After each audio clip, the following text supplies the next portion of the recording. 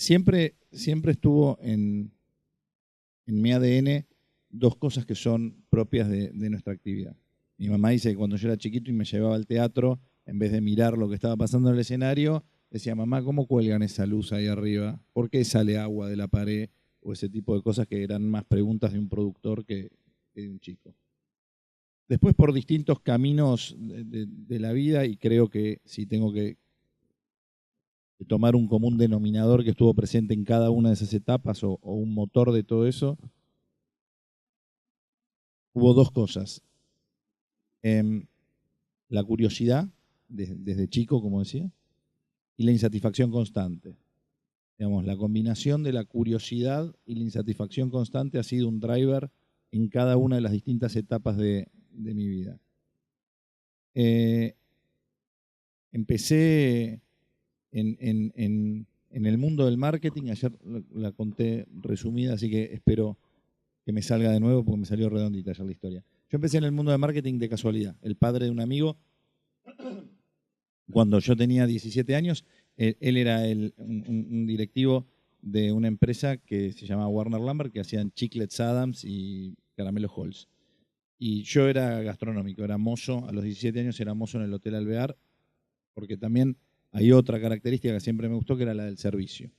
Cuando uno da servicios de marketing o cuando da servicios a empresas, el componente de servicio es importante.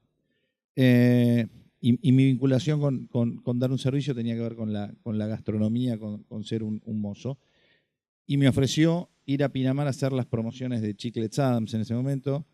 Y yo tenía 17 años y íbamos y alquilábamos las camionetas y repartíamos chicles y contratábamos las promotoras ahí como un laburo muy básico, si uno lo piensa, de lo que hoy, como un componente muy chico de lo que es el brand experience como experiencia. Y yo veía que había como las grandes marcas que eran de primera línea. Marlboro, que en ese momento hacía muchísima publicidad y tenía unas camionetas con unas chicas increíbles, y Brahma, que se acababa de lanzar y que venían unos equipos de sonido increíbles, y yo estaba persiguiendo chicas en la playa para ver si querían trabajar de promotora, cosa que hoy además sería políticamente incorrectísimo, ¿no? Entonces, en esa situación dije, yo quiero jugar en primera. Y me contacté con esas dos empresas, y en Brahma me dieron una oportunidad que era la de ir a poner banderas a los eventos y por esas vueltas de la vida terminé trabajando en Brahma. Mi primer trabajo en Brahma fue tercerizado en la inauguración en el año 94. En el año 94 se inaugura la planta de Luján y yo trabajo contratado por la agencia de promociones como trapito para organizar los autos. Y ahí conozco a una persona de marketing y yo le dije que quería trabajar en marketing. Empiezo limpiando choperas y después se crea el departamento de compras de marketing en Brahma y ya empiezo a trabajar como comprador. Después pasó trade marketing a consumer marketing. Entonces, con lo que me quedé siempre fue con, perdón, pero no estoy en un buen momento vocal. Con lo que me quedé fue con las ganas de organizar y cómo me gustaba organizar y las dificultades que había en ese momento cuando el brand experience o eran simplemente agencias de eventos o productoras de eventos. Y lo que me pasaba estando del lado del cliente, y este es el primer aprendizaje, el haber estado en los zapatos del que compra tu servicio, es una parte muy importante del éxito de Venue, es entender exactamente cuál era la necesidad. No solo que es genuino eso, sino que es un muy buen insight y un hermoso storytelling. Ustedes saben que marketing es contar historias y contar una historia genuina es muy poderoso para vender lo que uno hace. Y la historia que yo siempre cuento es esta, es que yo estaba en el lugar del que está escuchando mi presentación cuando voy a presentarme a una empresa y me pasaba eso, que no encontraba quien me hiciera los eventos con el nivel de obsesión que a mí me gustaba y con la excelencia que yo quería, y las situaciones eran siempre las mismas. O se ponían en contacto las grandes productoras que tenían una muy gran capacidad de producción, pero no tenían ninguna capacidad de entender mi negocio. Mi negocio no era ni contratar artistas ni vender entradas para los festivales. Mi negocio era vender cerveza. O venían las agencias de publicidad que entendían muy bien el negocio porque trabajaban de eso, con unas ideas bárbaras que no tenían ni idea de cómo llevarlas a cabo y las terminábamos ejecutando un poco nosotros, inventando cosas, de una manera que hoy cuando un cliente mío lo hago así, le digo, no lo puedes hacer así, tenés que contratar una empresa para hacerlo. Sobre todo cosas que tienen que ver con la seguridad de los eventos y la seguridad eléctrica y los generadores y asegurar la excelencia más que nada en términos de seguridad. En el año 2003 se fusiona Brahma y Quilmes en una movida muy rara porque en realidad Quilmes, la familia Bemberg, acepta venderle a los brasileros la compañía con la condición de que durante 7 años la siguieran manejando el grupo que lo estaba manejando. Entonces, yo venía del grupo comprador, pero pasaba a una situación donde mi nuevo jefe, después de 12 años de empresa y de cultura y demás, pasaba a ser una realidad totalmente distinta. Y claramente el inicio de Venue es la historia de un fracaso, es mi incapacidad de adaptarme a una nueva cultura,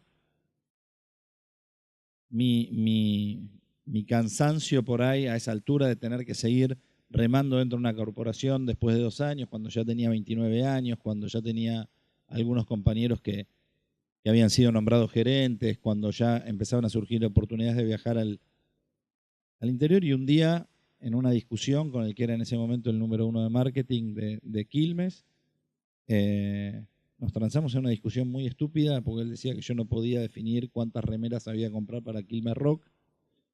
Y yo le decía, ¿por qué no? Si yo soy el dueño del proyecto. Y él me decía, ¿por qué eso lo define abastecimiento en función?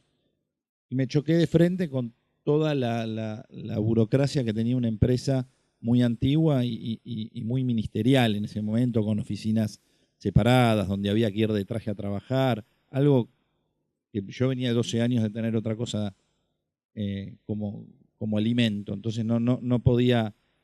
Y esa discusión fue subiendo de volumen y me fui. Me fui convencido de que estaba haciendo lo correcto. Y al otro día me di cuenta que no tenía ni trabajo ni plata para pagar el alquiler. Y entonces empecé a buscar cuál era la forma de volver a estar en la actividad. Y antes de que pudiera suceder nada, con esta fusión, lo que había pasado es que un montón de gente que había estado trabajando acá, una vez que Quilmes toma el control, se van a abrir operaciones a otros lugares, a República Dominicana, Guatemala, y me empiezan a contratar freelance para que yo empezara a hacer las cosas que hacía acá, que eran los desarrollos de las etiquetas, de las latas, de toda mi experiencia en compras y en desarrollos, y lo empiezo a hacer freelance en todos estos países. Y en ese momento tengo que hacer una fiesta electrónica en Guatemala, lo cual era muy desafiante porque yo de electrónica no sabía nada. Y la música electrónica estaba empezando acá en la Argentina y tenía como ciertas características, sobre todo técnicas en cuanto a la calidad del sonido, las puestas de las luces y demás, que hacían mucho la experiencia. Y entonces convoqué a la persona que para mí era la que más sabía, y eso es otra característica, que es a lo largo de los años, siempre que me tocó hacer algo que no sabía, busqué quién era el mejor para ayudarme a hacerlo. Y hoy sigue siendo así en Venue cuando uno tiene que contratar servicios profesionales de calidad o tiene que contratar servicios de profesionales. Yo siempre digo que la mejor inversión son los servicios profesionales de calidad. Los contadores, los abogados, los ingenieros, los arquitectos. Y entonces contraté al número 1 para eso, que es Juan Pedro. Él fue para Guatemala, mi socio que justo viajó hoy y por eso no pudo estar. Él fue para Guatemala, cuando vio lo que yo había armado ahí, me dijo, mira, yo estoy saliendo de Rock and Pop, él trabajaba en el número 1 de producción, y ahí se materializó como lo que para mí había sido siempre el mundo ideal, mezclar el mundo de alguien que sabe de marketing y que le gusta mucho la producción, con alguien que sabe mucho de producción y le gusta mucho el marketing. Y ahí entramos en todo otro terreno que es las sociedades, y como una sociedad de dos personas totalmente diferentes, con todo el desafío que eso implica, porque cuando sos totalmente diferente, les pasa, cuando ustedes van a comer con amigos, si son amigos muy amigos, ya saben a dónde van a comer, qué van a pedir, cuáles son las expectativas que tiene el otro. Nosotros no nos conocíamos, arrancamos una empresa de cero y lo único que sabíamos era que a los dos nos apasionaba la producción y que yo creía que había una gran oportunidad en cuanto a producir cosas de marketing, y así surgió Venue, digamos, para hacerlo bastante sencillo. Él me convocó acá para colaborar con él con la producción de un festival que se llamaba BUE, que se volvió a hacer el año pasado, que en ese momento era como el primer gran festival que se volvía a hacer. Y trabajamos juntos, y cuando vimos todos los problemas que tenían las marcas para activar sus cosas en ese festival, le dije claramente, hay oportunidad para crear una empresa de esto, y así arrancamos. Genial. Entonces, si tuvieras que definir qué es, cuál es el ADN de Venue, que es una productora, una agencia, un estudio creativo, si pudiéramos decir palabras clave. Es la misión y la visión son bastante claras, y la primer slide de la presentación de Venue es ¿qué es Venue? Venue es una productora de experiencias especializada en el... Venue es una productora especializada en el uso de experiencias como herramienta de marketing.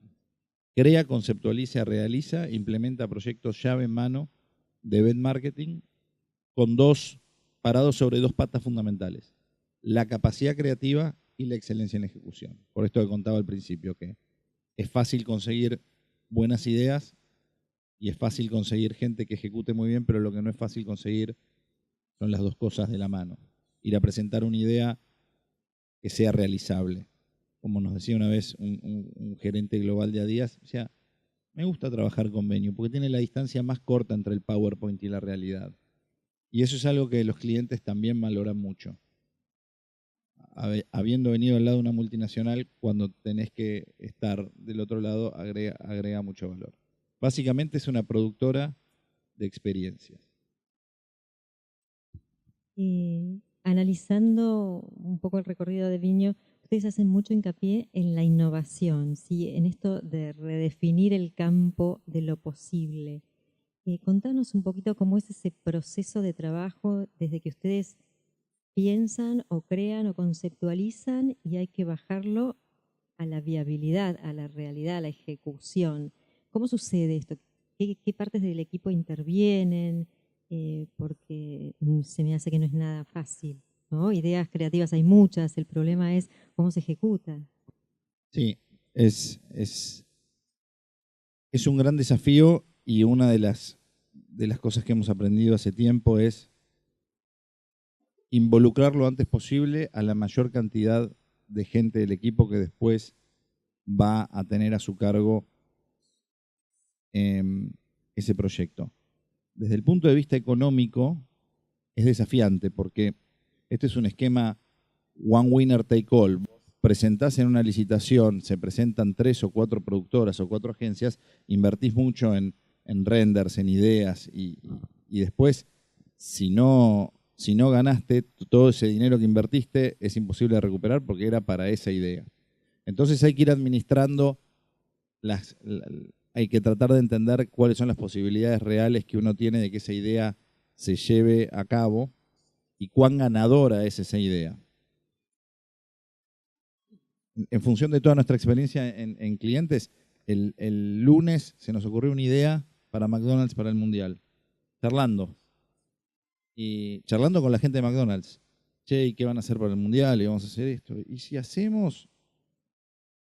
Y tuvimos una semana, le pedimos por favor que nos dejaran presentarla ayer, y estuvimos una semana trabajando todos los involucrados, pero un poco el proceso es muy rico el momento de la reunión, del briefing con el cliente, ¿no? Ahí surgen un montón de ideas, vienen un montón de anécdotas que tienen que ver con proyectos o cosas que uno vio afuera. Las fuentes de inspiración son muchas. Hoy las redes sociales y el acceso a Internet hace que uno pueda consumir muchísima de nuestra actividad en el mundo, sobre todo pensando que hoy muchos clientes exigen, y es clave entender cuál va a ser el output de ese evento, de esa experiencia. ¿Qué es lo que queremos? ¿Qué queremos? ¿Salir en la tapa del diario porque es una idea novedosa? ¿Queremos que exploten las redes sociales? ¿Queremos que ¿qué buscamos con este evento? Queremos dar a conocer una marca nueva, queremos que se amplifique por influencers. Entonces, lo primero que uno tiene que pensar es, ¿qué le gustaría que pase el día después del evento? ¿Cuál sería ese output? ¿Qué queremos que la gente diga de este evento? Y de ahí, armarlo para atrás. Es decir, bueno, ¿cuál es la idea ganadora que nos lleva a este lugar? Y nosotros básicamente trabajamos con un equipo que diría que tiene una cabeza creativa, una pata de cuentas de atención al cliente, que son personas que están más involucradas con la estrategia de cada uno de los clientes, que entiende cuáles son las necesidades. En cualquier negociación es muy importante estar alineado con los objetivos de la persona que está del otro lado. Entonces, entiende exactamente cuáles son las metas que tiene ese gerente de marketing, qué es lo que ese gerente de marketing quiere lograr. Y por el otro lado está, como decía, cabeza creativa, un brazo de cuentas o de estrategia y un brazo de producción, que son los que hacen que las cosas sucedan. Entonces, parte de la cultura de trabajo en equipo tiene que ver con que entre estas tres áreas vayan generándose ideas que muchas veces salen del departamento creativo, pero muchas veces salen o de Juan Pedro, o mías, o de algún chico de 20 y algo que trabaja con nosotros, pero que estuvo en un evento cuando fue a Estados Unidos, iba caminando por Nueva York y vio algo, o que en las redes sociales sigue a un influencer que mostró una foto de un evento y eso dispara ideas. Y nuestra industria hoy está un poco como muy acelerada. Me preguntaba antes Trini por un evento de Adidas que nosotros hacíamos todos los años, y hoy Adidas entró en un formato que es, te llega un brief de la gente de compras, te dice presenten ideas la semana que viene y te mandan un mail que dice ganaron o perdieron o quedaron afuera por presupuesto. Y es muy difícil porque uno tiene muchísimo valor para agregar a Adidas, que es una marca que trabajamos hace 12 años y que hemos hecho cosas increíbles. Y esa necesidad que ellos tienen, donde fueron reduciendo estructura, donde las empresas hoy en general tienen los costos muy controlados, hacen que sean muy pocas las empresas que hoy le dan el tiempo de maduración que tiene que tener una idea como para ser realmente buena. Nosotros estamos trabajando con un cliente, hoy a la tarde tenemos una reunión, mañana otra, con una idea que la venimos trabajando hace un año y que si bien es muy desgastante y muy costoso, no me cabe ninguna duda que va a ser un golazo porque ha tenido el tiempo de madurar, digamos, ¿no? Y a uno le pasa siempre lo mismo, o como cuando uno arma sus propias experiencias. Cualquiera de ustedes que arma un viaje sabe que cuanto más tiempo lo planifique y vaya investigando y vaya viendo, mejor va a ser ese viaje. Y acá pasa exactamente lo mismo. Cuanto más tiempo uno le da una idea, mejor va a ser el resultado. Bien. Respecto de el branding experiencial está relacionado con lo efímero esencialmente, pero a la vez el objetivo es generar un impacto perdurable. ¿Cuáles son las claves, si es que las hay o las podés contar, que vos nos pudieras decir, si lográs que suceda esto, el evento es un éxito o la acción es un éxito? ¿Existe, hay algún denominador común? Yo creo mucho en algo que suena un cliché publicitario, pero es crear experiencias memorables. Yo me acuerdo a lo largo de los 14 años de Venue, si bien son muchísimos eventos, me acuerdo de eventos que al otro día caían los mails de felicitaciones y hoy ese rol lo tienen las redes sociales. El evento que hoy es memorable es un evento que explota en las redes sociales y que vos te enteraste que todo el mundo fue a ese evento. El domingo hubo un evento de Nike. Nike no es una cuenta nuestra, lo sé por colegas y por seguirlo en las redes sociales. Nike se peleó con el gobierno de la ciudad, lo iban a hacer en Figueroa del Corta y Pampa, donde se hacen tantos eventos y tantas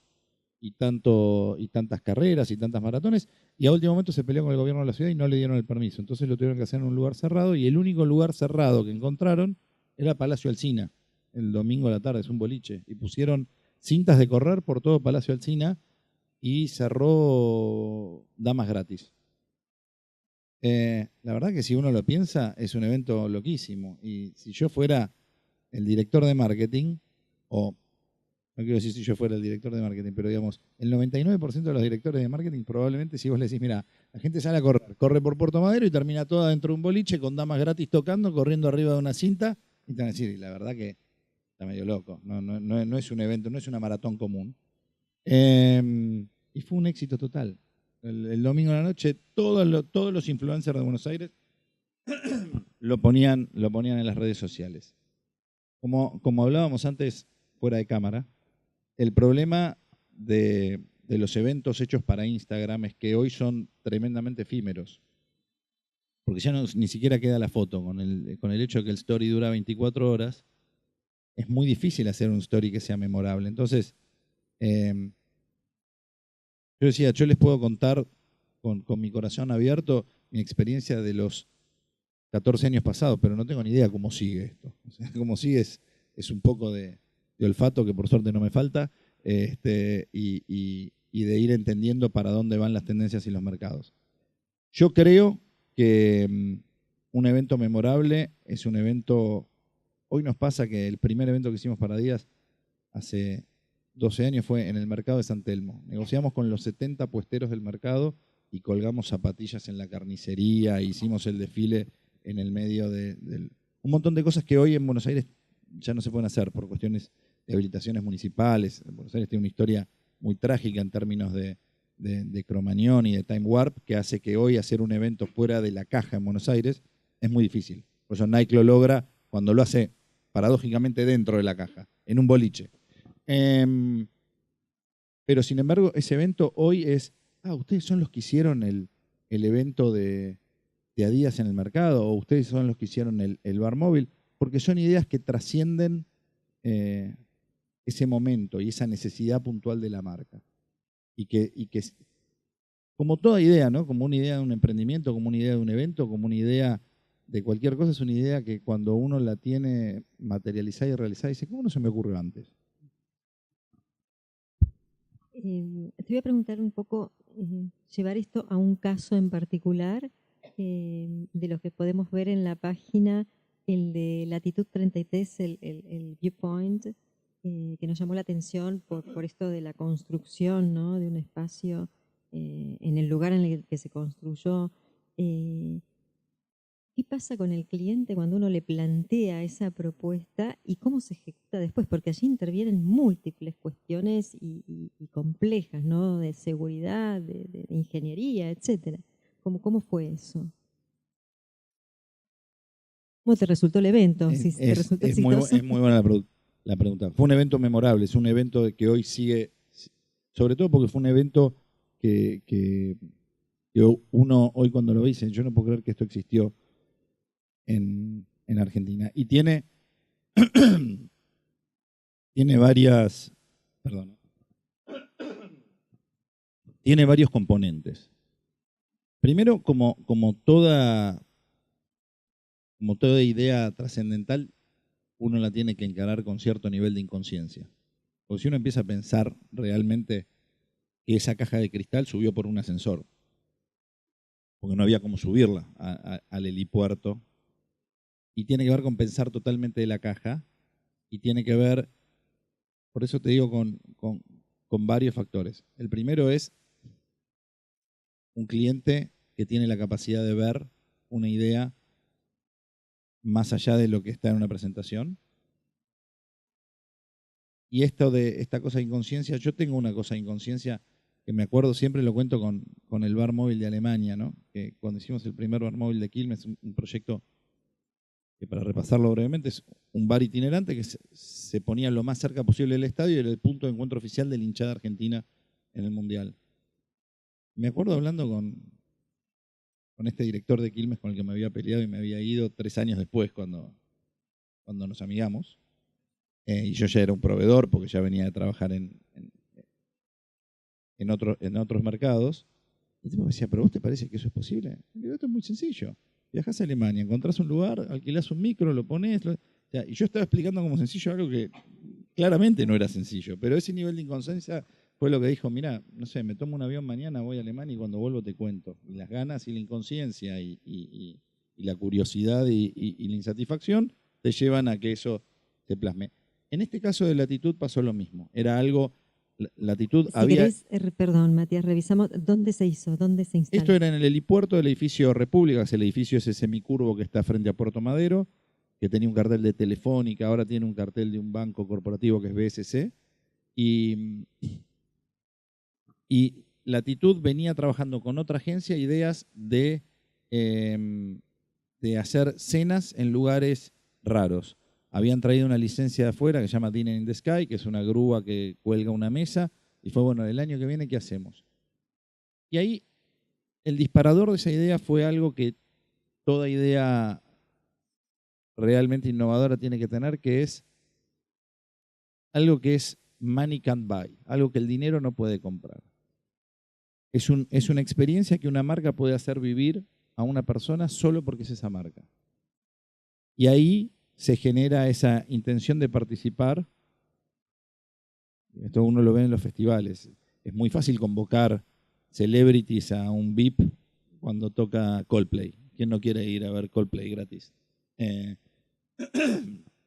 Y con esto se generó eso. La gente quería ir a comer a un cubo de acrílico en una terraza, que era un restaurante, que por más plata que tengas no lo podés pagar. Y fue hecho en tiempo récord, porque había un lanzamiento que hacer y una marca que... Y nos pusimos a trabajar con arquitectos, ingenieros y con la gente de IRSA, que eran los dueños del edificio, para poder llevarlo a cabo con muchísimas normas de seguridad, y sucedió. Cuando nos quisimos dar cuenta, ya estaba sucediendo. Es más, primero se ocurrió la idea y después había que ponerle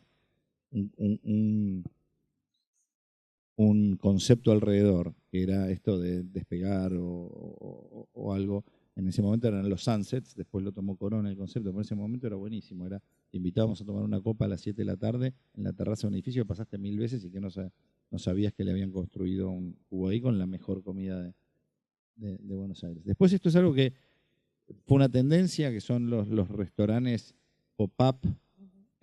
Hace mucho Electrolux en Europa, Nespresso también, pero nosotros lo hicimos en ese momento sin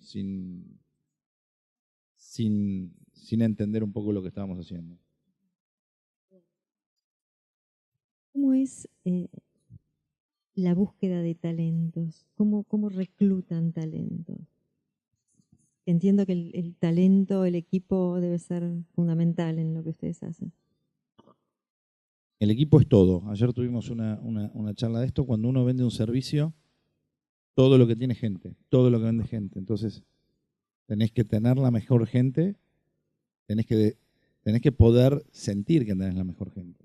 Esto es algo que yo aprendí un poco con la cultura de Brahma y Ambev, que era tener gente mejor que uno. Es la única posibilidad que hay, que te empuje desde abajo y que sea realmente, potencialmente mejor que uno. No solo eso, sino que a lo largo de los años se ha convertido en el principal motivo para ir todos los días a trabajar. Sentarte a trabajar con un chico que tiene la mitad de la edad que tenés vos, pero que te puede enseñar cosas y que te puede desafiar. Por suerte nosotros tenemos yo digo que nos ayuda mucho también la disciplina. El glamour de trabajar en los eventos a mucha gente le gusta y lo tienta. Entonces, hace muy poco empezó a trabajar con nosotros un chico que le está yendo muy bien, que trabaja en nuestra área internacional como director de cuentas, que viene de Google. Y cuando vos le decís, ¿por qué te fuiste de Google? Y dice, bueno, porque yo en Google tenía una tarea asignada, tenía que hacer eso y no había riesgo. Y acá yo estoy llevando un evento de 3.000 personas y yo sé que en cualquier momento puede fallar algo y es mi responsabilidad que no falle. Entonces, la adrenalina que me genera, entonces uno va descubriendo cuáles son las motivaciones del talento, y yo entrevisto a todo el mundo.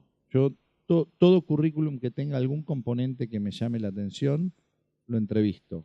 O un emprendedor que falló en su emprendimiento y que no tiene ningún problema en decir, mira, fallé en mi emprendimiento y quiero volver a trabajar en una empresa. Alguien que viene de una gran corporación y que tenga una cultura ganadora para aportar. Y muchas veces te encontrás con gente que, si bien obviamente los recursos humanos evolucionan junto con las empresas, y hoy tenemos el mejor equipo que podríamos tener a lo largo de la historia, porque porque se va afilando y uno va aprendiendo mucho, ¿no? No hay una academia para ser un emprendedor y mucho menos de una actividad que no existía. Digamos, en el mundo de la publicidad hay miles de agencias de publicidad y tienen una estructura planteada. Un departamento creativo, un departamento de cuentas y se acabó. Acá nosotros tuvimos que inventar cuál era la estructura y nos pasa con colegas que nos hablamos por teléfono y, che, ¿cómo manejamos tal cosa? Mira, yo probé con esto, no me fue, ahora los equipos se componen así, ahora son duplas, etcétera, etcétera. Y, y, y te diría que con el tiempo desarrollé una teoría simplificada de los recursos humanos para nuestra actividad, que creo que aplica a muchas, pero es, imaginémonos un eje vertical donde está la inteligencia, ya sea la inteligencia emocional o la inteligencia en términos de capacidad. Y en otro eje, lo que yo llamo el ownership, que es una mezcla de pasión y compromiso. Porque en definitiva el ownership, lo que uno quiere cuando tiene una empresa es tener gente que actúe como si fueran dueños del negocio. Y en esos dos ejes, lo que vos querés es gente que esté lo más lejos posible de donde se juntan los ejes. Gente que tenga mucho ownership y mucha inteligencia. Pero también otra cosa que entendimos es que es la inteligencia. Recibimos currículums de muy buenas universidades y gente que entrevistamos con 2 carreras universitarias en las mejores universidades que se puedan imaginar y que fallaron cuando se chocaron contra la realidad. Cuando tenés que ir a comprarle la comida a la gente de carga que está trabajando hace 20 horas y que no paró a comer y tenés que ponerte en los zapatos de otro y no tienen la capacidad de hacerlo. Entonces no es solamente la inteligencia desde el punto de vista de las capacidades intelectuales, sino también es de la inteligencia emocional y ser piola. No solo ser inteligente, sino ser piola, ¿no? La diferencia entre un piola y un inteligente. Hay gente que es piola y no es inteligente, y gente que es inteligente y no es piola. Cuando tenés una persona que es inteligente y es piola y tiene ownership, esa es la persona que querés para trabajar en una actividad tan demandante como esta.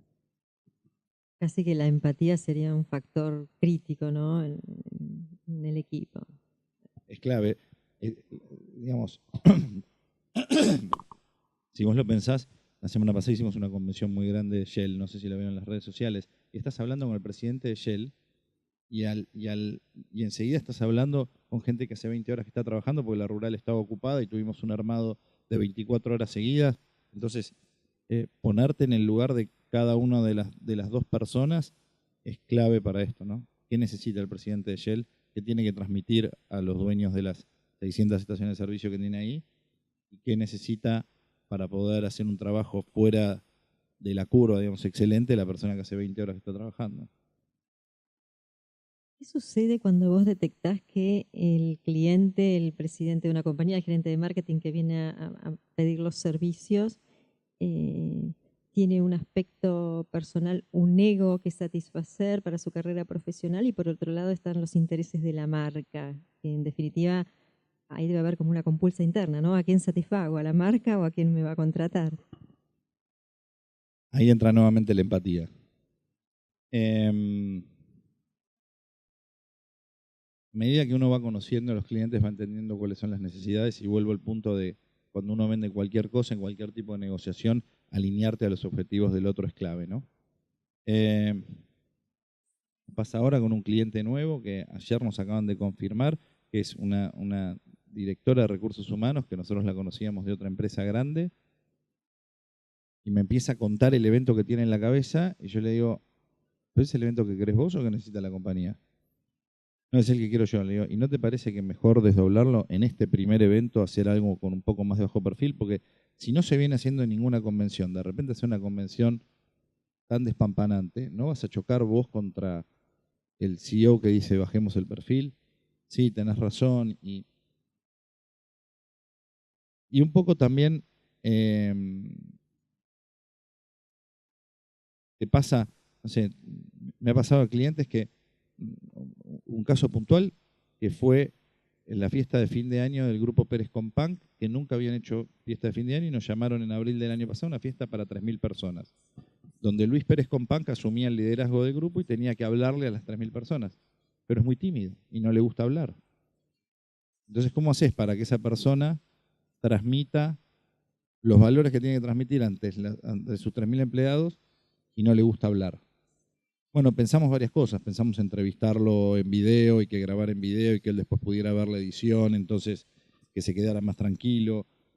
Y lo que terminamos haciendo fue una entrevista así, sentados con un escenario en el medio, con un escenario bien bajo para que diera la sensación de cercanía que él quería dar, que no estuviera en el fondo de un pabellón después de 3.000 personas, sino que estuviera en el medio, con una pantalla y un buen circuito cerrado arriba, en una entrevista en banquetas, frente a frente como estamos nosotros, con Horacio Cabac, que es un tipo muy omnitarget, digamos. Horacio Cabac le gusta a las señoras y te puede explicar con lujo de detalles una cosa técnica. Y por otro lado tenés otros clientes. Me acuerdo cuando DirecTV, antes de la comprara AT&T, nosotros hacíamos la convención mundial y el presidente de DirecTV le faltaban las plumas nada más. O sea, nadie le podía sacar el protagonismo. Él era el maestro de ceremonia, él abría las puertas, él decía a dónde había que ir, y oponerte contra eso no es un buen negocio. El mayor desafío es poder retener el talento extraordinario, el talento, seguir siendo la mejor opción y que te siga eligiendo una persona que podría estar trabajando en la empresa que quisiera o tener su propia empresa y que elija seguir trabajando con nosotros. La Argentina de hoy es muy desafiante, el mundo de hoy es muy desafiante en términos de, vuelvo a decir, yo conozco los secretos, entre comillas, de los últimos 15 años, pero no conozco de los 15 años que vienen.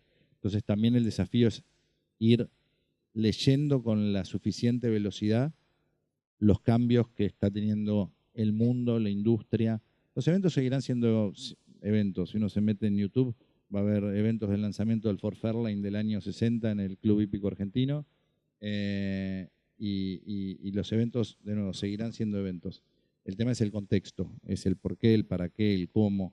Y el desafío es, en la Argentina de hoy, muy, muy ligada a los costos, muy ligada a la competencia, y esto tiene que ver con que el mercado cambia tan rápido que las barreras de entrada son cada vez más bajas, entonces uno cada vez compite con gente que puede ser más ágil que uno, ¿no? Entonces, saber leer los cambios y mantener el talento. Te diría que son los dos grandes desafíos. Fantástico. Y cuando piensan en expansión, si es que piensan, ¿lo piensan desde lo territorial, desde el abarcar más mercado? O creo que algo ya nos adelantaste, o en incorporar los mejores o más talentos. Expansión entendida como abarcar más o desde talento. Yo creo mucho en el foco, ¿no? Creo que uno tiene que, no en la ultra especialización, pero no en ponerse a hacer cosas que uno no sabe. Cuando nosotros arrancamos y obviamente existe una necesidad de facturar y de mantener una estructura, un cliente te llama y te dice, ¿hacen videos institucionales? Sí, hacemos, por supuesto. ¿Y hacen comerciales? Sí, por supuesto. Y después te das cuenta que la pérdida de foco atenta mucho contra el crecimiento. Y creo que una de las claves del éxito de Venue también ha sido que muy rápidamente se identificó y tuvo una identidad, tuvo una personalidad y un posicionamiento claro. La mejor productora de eventos corporativos de la Argentina, o la mejor productora, en ese momento se llamaba Venue Entretenimiento, 2 años después, hace 12 años que somos Brand Experience, que también fuimos pioneros, pero digamos, en ese momento se hablaba del advertisement y la expansión, con el tiempo aprendimos a que tiene que ver más con una cosa territorial, pero una cuestión de ir leyendo cuáles son los mercados. Por ejemplo, nosotros tenemos una oficina en Paraguay y tenemos una oficina en Chile. Y hay que entender muy bien qué quiere cada uno de los mercados. El mercado paraguayo es un mercado que requiere despliegue, alegría, pero que la calidad de ejecución no es un valor muy rankeado dentro de las empresas. Entonces nosotros en Paraguay hacemos 5 eventos por año, los 5 eventos más grandes de Paraguay. La convención de la empresa número 1, el sorteo de la Copa Libertadores, la inauguración de algún shopping. Y en Chile es todo lo contrario. En Chile no importa el tamaño que tenga el evento, tiene que ser excelente. Entonces también hay una gran oportunidad para una empresa que vende excelencia. Tuvimos otras experiencias de crecimiento, pero después las distancias empiezan a apuntar a atentar contra el foco. Viajar a Colombia o a Perú o a México en términos de expansión implica desatender una semana. Cada viaje de esos es una semana que uno no está acá y creemos que todavía hay espacio para crecer acá, atendiendo Uruguay desde Argentina. Ahora tenemos un cliente que es regional que nos está pidiendo Bolivia. Bolivia está creciendo mucho y también hay muchas oportunidades ahí. Así que hoy pasa un poco por ahí en estos términos. En este recorrido, ¿cuál es tu proyecto más querido o el que significó un cambio, un clic importante dentro de la historia de Viño? Para bien o para mal, ¿no? Puede ser. El que más aprendiste. Bueno, son cosas distintas. Uno es el más querido, Las el dos otro es cosas, el que entonces. más aprendí, el otro. Esto es medio como una familia, no hay uno que uno quiera más que el otro. Hay alguno con el que se lleva mejor y otro con el que se lleva peor. Yo creo que hay un evento que fue un evento fundacional, como fue el Bar Móvil de Quilmes en Alemania, donde 45 días vivíamos en una casa rodante y nos lavábamos los dientes en un McDonald's,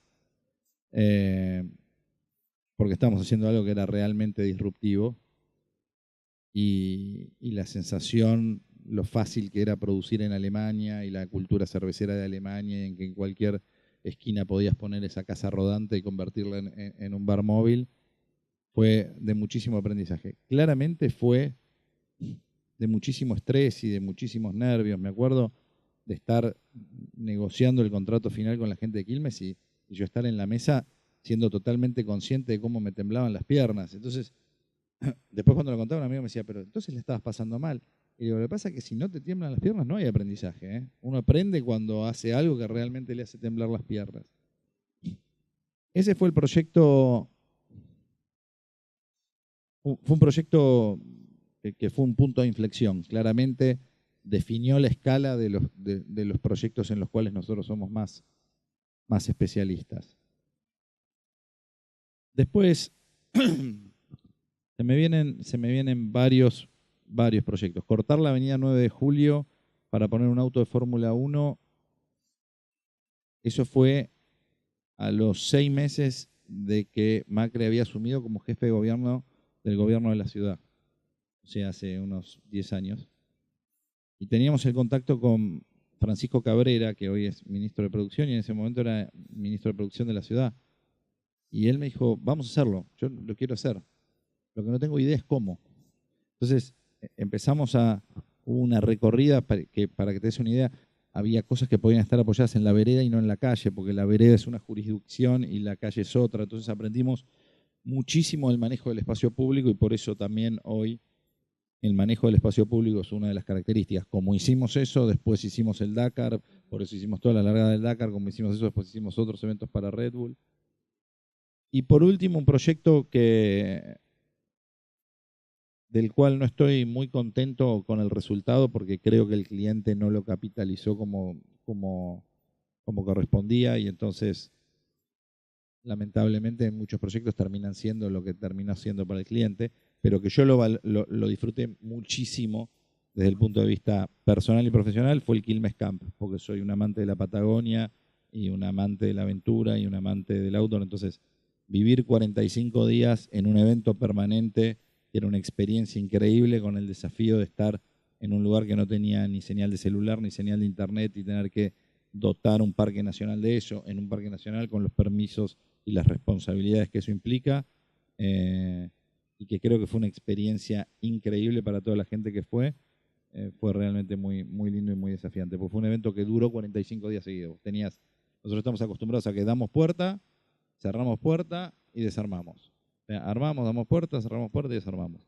Y esto era un evento que era de continuo, que a las 3 de la mañana se podía comprar un chico que estaba en una carpa y que había que resolverlo en el medio de la Patagonia. Y fue muy lindo. Cuando vos te sentás a negociar con un cliente, ¿cuál es la carta que sabes que te va a hacer ganar la partida? La tuya, la propia. Nunca lo sé. Yo creo que nosotros tenemos lo que en marketing se llama un point of difference, ¿no? Tenemos un valor agregado, un diferencial. Lo que nunca sabes es si el cliente está dispuesto a pagar por ello. Y como te decía hoy, que muchas empresas metieron rápido a las áreas de compras y las áreas de compras no entienden muy bien qué es lo que están comprando. Ojo, hay algunos clientes que sí. Yo tengo mucha empatía porque como yo fui comprador de marketing entiendo qué es lo que esa persona está buscando.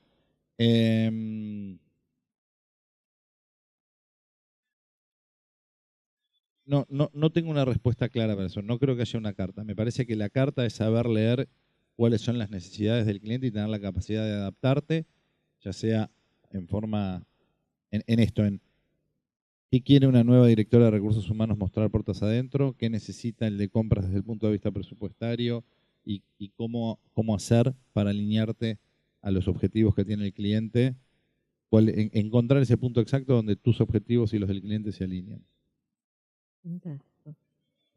¿Qué habilidades o servicios sueñan con desarrollar que todavía no han desarrollado? O si es que lo sueñan. Viajes a la luna estaría... No. Yo, como te decía, creo mucho en el foco. Y todavía falta entender un poco de estos grandes cócteles que nosotros podemos preparar, cuál es la forma de servirlo en las redes sociales. Yo creo que tener una aguja digital para ponerle a la jeringa que nosotros preparamos que permite inyectar eso es clave. Lo que no sabemos muy bien todavía es cuál es ese formato. Digamos, las agencias digitales están creciendo mucho, pero son muy pocas las que están sabiendo leer cuál es el mercado. Una agencia digital hace 10 años tenía que saber hacer una página web. Hoy tiene que ser un especialista en stories. Y una agencia digital que sea especialista en stories es una agencia chiquita, que tiene que ser muy ágil. Entonces, nada, claramente la parte digital es desafiante. Bien. Bueno, Matías, vamos a darle espacio a los chicos para que te hagan algunas preguntas. Así ya vamos cerrando. Preguntas.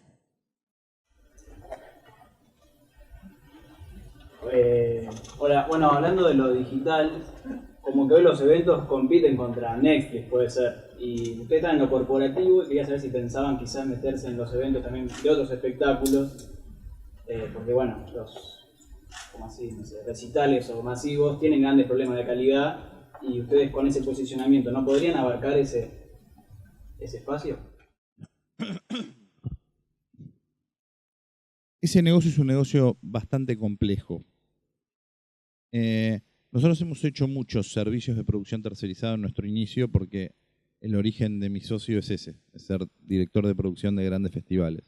Entonces hicimos la producción del Festival Cosquín Rock un par de oportunidades. Como te decía, el primer evento que hicimos juntos fue el Festival BUE. Pero claramente la forma de financiamiento de esos eventos hace que vaya en contra de la calidad. Si uno va a un festival en Europa, por cuestiones que tienen que ver con los valores de la entrada, lo accesible que son los materiales de producción y demás, la experiencia claramente va a ser mejor. Acá las experiencias en esos festivales son pobres, como vos decís, pero muchas veces tienen que ver con las posibilidades económicas. Nosotros conocimos acá, le contaba antes a Trini, en la cumbre de emprendedores del año pasado, a dos chicos, como podrían ser cualquiera de ustedes, que estaban haciendo unas fiestas en zona norte que se llaman Jalea. Y ellos nos vinieron a preguntar en esa cumbre que cuáles eran las oportunidades para una fiesta como esa. Para hacerle la historia corta, nosotros somos socios hoy de los chicos. Somos socios en Jalea porque nosotros podemos aportarle todo nuestro know-how y todos nuestros materiales de producción y ellos pueden aportarnos a nosotros toda la frescura y toda la legitimidad que tienen, que es la que nosotros teníamos hace 15 años. Hace 15 años, cuando nosotros íbamos a una marca a venderle a Adidas, a venderle una fiesta en el mercado, éramos los más cooles y los más cancheros. Hoy no lo somos, hoy sumamos 96 años entre los dos. Entonces, cuando nos juntamos con un brand manager de 23 a explicarle qué es lo cool, y somos poco creíbles. Pero a través de la asociación con estos chicos que genuinamente hacen una fiesta, anoche hicimos una en Pilar, era como estar en una playa en Costa Rica, y las marcas buscan mucho eso. Entonces, en la medida que podamos detectar esa oferta y acercársela a una marca que está dispuesta a pagar y a no alterarla, porque cuando empiezan a querer alterar eso, el famoso quiero un elefante gordo que pese poco, o me encanta King Kong, pero sácame el mono, es muy difícil poder transformarlo en una experiencia realmente genuina y ganadora. Tenemos muchas expectativas respecto de lo que puede crecer el festival. De nuevo pasa a ser un tema de foco. Cuando vos vendés entradas, tu foco todos los días es mirar cómo va la venta de entradas y articular las variables y mover las palancas para que se vendan más entradas, o más promoción, o más afiches, o más vías públicas, o más redes. Y ese no es nuestro foco en el día a día. Nuestro foco en el día a día es cómo desarrollar las ideas y producirlas para los clientes. Entonces, parecen que son las mismas cosas, pero no lo son. Entonces, por eso nos asociamos con gente que sí puede poner el foco en eso. Trabajar con marcas de bebidas alcohólicas requiere más control que hacer eventos para empresas de otro rubro. Nos contabas, por ejemplo, en el Quilmes Camp, que no sé, a veces componía a alguien y puede haber tal vez un problema legal, si alguna vez tuvo que salir a hablar a un vocero, o problemas de ese estilo. Te cuento una anécdota cortita. El 9 de marzo hicimos para Jameson Dublin en Palermo, un festival en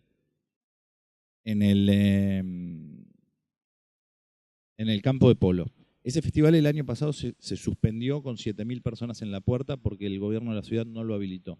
Entonces, por eso Jameson este año nos vino a pedir a nosotros que lo hiciéramos con mucho foco en el proceso de habilitación. Como les decía, cuando juntás la historia de haber cortado la 9 de julio, de haber hecho el Dakar y demás, tenemos una muy buena reputación y un muy buen manejo del espacio público. Y eso fue clave en cumplir todos los pasos y que el gobierno de la ciudad nos lo habilitara como tal. Es una locura desde el punto de vista de gastos, porque tenés que poner molinetes y controles de alcoholemia y puestos de hidratación. O sea, ahora todo pasó a ser time warp, no importa. Y el output final del jefe de inspectores fue ayer cuando nos decían, ustedes mañana tienen Jameson, van a estar pateando borrachos toda la noche. Nosotros decíamos, qué quilombo teníamos. Y ahora entiendo que estábamos totalmente equivocados. Me dice, yo prefiero venir a hacer este evento que ir a fiscalizar como espectáculo público un partido de fútbol de Huracán Talleres. Y tiene que ver con otra de las cosas que hablé al principio, que es con el profesionalismo que uno le pone y se toma la producción como una ciencia. Todos nuestros eventos hay consumo responsable. Hoy lo hacemos con pulseras con RFID, que tenés cargados 3 tragos, por ejemplo en el caso de Jameson, y entonces no es indiscriminado, ya no existe más. En Paraguay sí existe, hicimos una fiesta para Miller en Punta del Este, pero era para Miller Paraguay, que era que tomen todo lo que quieran.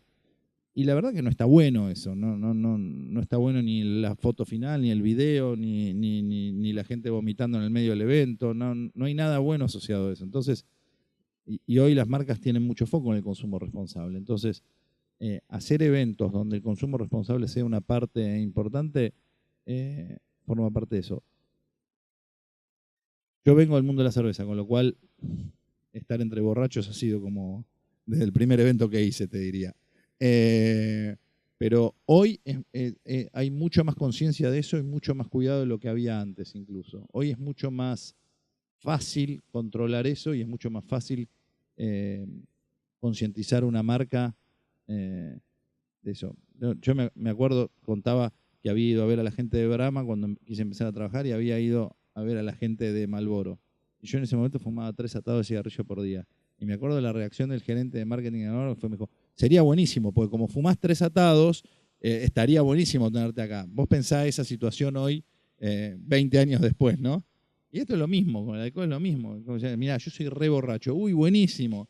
Genial, necesitamos borrachos. No, lo que necesitamos es gente que cuide a nuestros consumidores y que pueda transmitir los valores que cada una de las marcas tiene, como es cuidar a sus consumidores.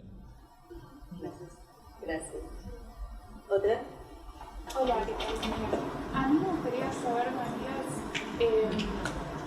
¿qué es lo que para vos es más importante a la hora de emprender o arrancar un proyecto, una idea, en este caso muchas ideas, qué es lo más clave o importante que nos podrías contar? Es muy buena tu pregunta. Yo creo que todos los proyectos y que todos los emprendimientos tienen una cabeza y un alma. Una cabeza o un cuerpo que es el Excel. Vos vas a emprender algo, tenés que hacer los números para entender si ese emprendimiento es viable o no. Pero también los emprendimientos tienen alma. Y ese alma tiene que ser algo que el que lo va a emprender lo hace mejor que nadie en el mundo y le genera una pasión que no le genera ninguna otra cosa. Y en este sentido hemos tenido infinidades de propuestas. Una vez vino una persona que sabía mucho y que nosotros valorábamos mucho a decirnos, che, mirá, ustedes utilizan empresas de seguridad en todos los eventos. Son muy buenos gerenciando gente. Son muy buenos entendiendo la experiencia. Pongamos una empresa de seguridad. No, a mí no me gusta tener una empresa de seguridad. Yo no tengo alma de botón para estar diciéndole a alguien... Entonces no me va a salir nunca bien tener una empresa de seguridad por más de que maneje muy bien el Excel. Digo, como un evento muy sencillo. Y así me ha pasado con un montón de otros emprendimientos, donde o me pasa con la parte digital también. A mí no me gusta entender de programación. Me encantaría que me encante, pero no me encanta. Me encanta la producción. Me vuelvo loco por estar... No tengo ningún problema en llegar después de un cumpleaños familiar, dejar a toda mi familia en mi casa, irme a la rural a ver un armado y marcar que hay una puerta que está corrida o que hay un cartel de salida de emergencia que falta. Y como lo vibro aún 26 años después de haber empezado a hacer eventos, lo puedo seguir haciendo. Si no lo vibrara, y ese es el alma de que cualquier emprendimiento tenga que tener. Entonces, cualquiera te va a decir, y sí, haz el business plan y si te da, dale ok. Pero yo lo que te digo es, además de eso, asegúrate que ese emprendimiento donde vos vas a poner tu vida y que van a ser momentos muy preciados, digo, si mañana yo tuviera que empezar Venue de nuevo, probablemente no lo pudiera hacer, porque no tengo la energía que tenía a los 29 años, ni tengo disponible todas las noches para pasarme sin dormir, ni tengo disponibles 5 meses para viajar a hacer un lanzamiento o sea, o los tengo disponibles, pero tengo que dejar a mi familia y no quiero. Entonces, cualquier emprendimiento que ustedes hagan en los 20 y pico, van a estar consumiendo un montón de combustible que se tiene que ir generando solo, que es la pasión. Pero otro combustible que va a ser único, que es el combustible que se tiene a los 20 y pico de años. El joven es idealista por naturaleza, ¿no? Y que cuando uno lo va perdiendo, por eso tiene que contratar gente que lo tiene. Ahora te doy mi tarjeta y me mandas un currículum.